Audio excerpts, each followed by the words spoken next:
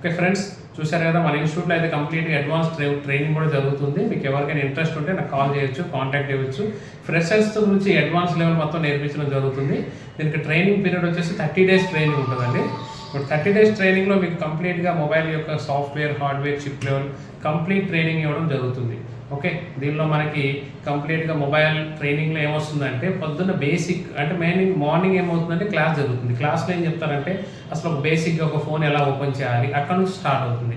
ఇక tools, equipments అనేవి మన ఇన్స్టిట్యూట్లో ఉన్న ఎక్విప్మెంట్స్ అయితే చాలా ఉన్నాయి. డిఎస్ఓ ఉంది, మనకి డీసీ ఉంది, ప్లస్ మనకి ఎవ్రీథింగ్ అనేది లేటెస్ట్ టూల్స్ అన్నీ కూడా మన ఇన్స్టిట్యూట్లో ఉంటాయి. ప్రజెంట్ అయితే బడ్జెట్లో మనకి ఏ టూల్స్ మనకి వర్కౌట్ అవుతాయి అనేది కూడా మన ఇన్స్టిట్యూట్లో ముందు ప్లాన్ చేసుకుంటాం. ఎందుకంటే student friends, thank you. Next వీడియోలో కలుద్దాం. మనకి ఇలాంటి వీడియోస్ అనేవి వస్తూ ఉంటాయి ఫ్రెండ్స్. అన్నీ కూడా మనకి సబ్స్క్రైబ్ చేస్తుండండి, షేర్ చేస్తుండండి. అట్లనే మీ ఫ్రెండ్స్కి ఎవరికైనా మీకు రిక్వైర్మెంట్ అయితే చెప్పండి. జనరల్గా చెప్తాను చూడండి, ఎవరైనా మనకి ఇప్పుడు ప్రజెంట్ అయితే ఇప్పుడు వాళ్ళకి ఎడ్యుకేషన్ లేదు, 10th అయిపోయింది, ఇంటర్మీడియట్ అయిపోయింది, లేకపోతే ఏం జాబ్ చేయట్లేదు, అలాంటి వాళ్ళు ఇలాంటి కోర్స్ చేసుకుంటే చాలా తొందరగా గ్రోత్ ఉంటుందండి. తొందరగా వాళ్ళ లైఫ్లో సక్సెస్ అయ్యే ఛాన్సెస్ అయితే ఉంటాయి. Thank you. Right, dead phone వచ్చినప్పుడు సిపి పోయిందా, ఈఎంసీ పోయిందా, పవర్ ఏసీ పోయిందా, ఛార్జింగ్ ఏసీ పోయిందా ఎలా తెలుసుకుంటాం? దీన్ని మల్టీమీటర్ తో ఎలా చెక్ చేయాలి? How to check with multimeter? Only voltages पहले से बोलता हूँ, उसके बाद GR కూడా చెప్తాను. ముందు వోల్టేజెస్ రాసుకుందాం. First insert the charger. ये डेड फोन వచ్చినా पहले कुछ भी कोई भी डेड फोन आए तो पहले क्या करना पड़ता है? चार्जर को कनेक्ट करो. मींस వాటర్ లో పడే ఫోన్ వస్తే చార్జర్ పెట్టొద్దు, క్లీన్ చేసి పెట్టాలి. ఒక డెడ్ ఫోన్ వచ్చింది, హౌ టు చెక్? पानी में गिर गया, నీటిలో పడింది, కింద పడింది, సడన్లీ డెడ్, వాటర్ में गिर गया, లిక్విడ్ డ్యామేజ్, ఏదైనా ఇది ఫోన్ డెడ్ అయింది. ఏమైంది? Phone dead. దాన్ని ఎలా మనం లైట్ చేయాలా? కంప్లైంట్ ఎంత వరకు ఉంది?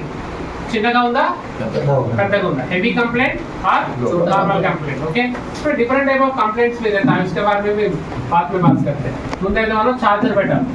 Insert the charger and check the VPH voltage.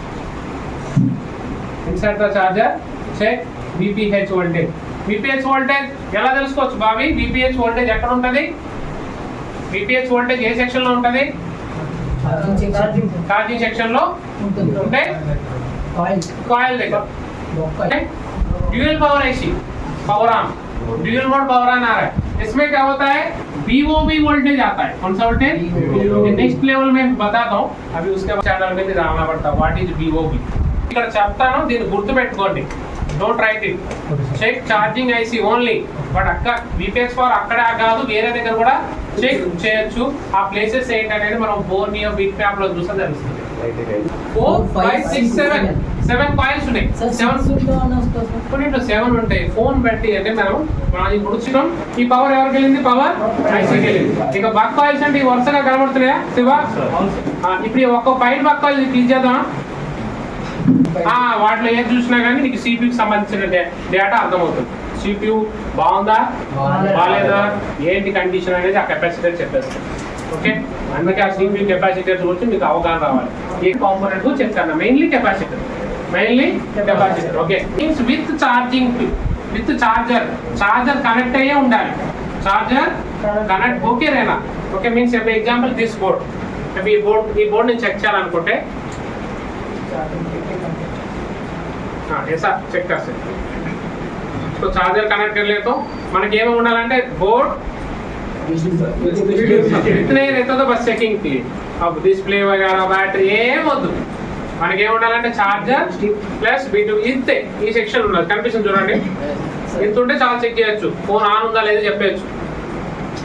Okay, మనకి డిస్ప్లే ఉండాలా, అన్నీ ఉండాలని ఏం లేదు. చూసి చెప్పేసి వోల్టేజెస్ చెక్ చేస్తే అర్థమైపోవాలి board working or not working. Voltage check करके बोल देना बोर्ड ओके नॉट ओके बोल सकते हैं. ओके, उसके बारे में पूरा कंप्लीट बोल. बक కాయిల్స్ అంటే ఏవి? కింద ఛార్జింగ్ పవర్ ఏసీ దగ్గర ఉన్న కాయిల్స్. వీటికి చెక్ చేస్తే మన వోల్టేజ్ ఎంత వస్తుందంటే कितना आता है? 1.1. Buck coil voltages 1.1. ఫ్లెక్స్ దానికి వోల్టేజెస్ తక్కువ కూడా వచ్చు. సో ఇది కూడా రాసుకోవచ్చు. ये पूरा बक काइल्स वोल्टेजेस है. डिफरेंट टाइप वोल्टेजेस थोड़ा ऊपर नीचे होता है. Voltages is okay. Next topic buck voltages okay. Next check LDO. Check LDO voltages. Check clear 1.7 ఇంకొకటి ఎంత 2 వోల్టేజ్ ఆల్రెడీ పెట్టాం పైన చూడండి మీకు ఇంకా ఉంది.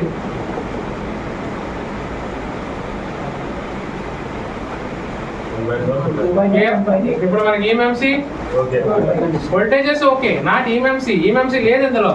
ఈఎంఎంసీ కావాల్సిన వోల్టేజ్ పవర్ వేసి పంపిస్తుంది, దాని పని అది చేసేసింది. उसका काम वो कर लिया बट ईएमएमसी उधर नहीं है उसका काम करने के लिए. ओके अभी क्या करते हैं इसमें ईएमएमसी नहीं है इंदुलो एम लेदु ईएमएमसी नहीं है फिर भी इधर वोल्ट इनके बाद एक भी आया तो इनके साथ दो नहीं आया सीपीयू गया अभी 3 ही नहीं आया पावर सेक्शन का और स्टार्टिंग से आना ఆ మూడిట్లో 3 వోల్టేజ్లు రాలేదంటే మరి ఎక్కడ స్టార్ట్ చేయాలి అలా అంటే చేయాలంటే చేయలేదు మరి బోర్డు ఎక్సెల్లో వెళ్ళాలి ఇలా చెక్ చేసుకుంటూ వెళ్ళాలి. బ్యాటరీ కనెక్టర్ బ్యాటరీ కనెక్టర్ తర్వాత బీపీహెచ్ తర్వాత ఓకే క్లియర్ వోల్టేజెస్ అంతా ఓకే కదా అందరు కూర్చోండి మనం చెప్తాం. और एक बता दो फर्स्ट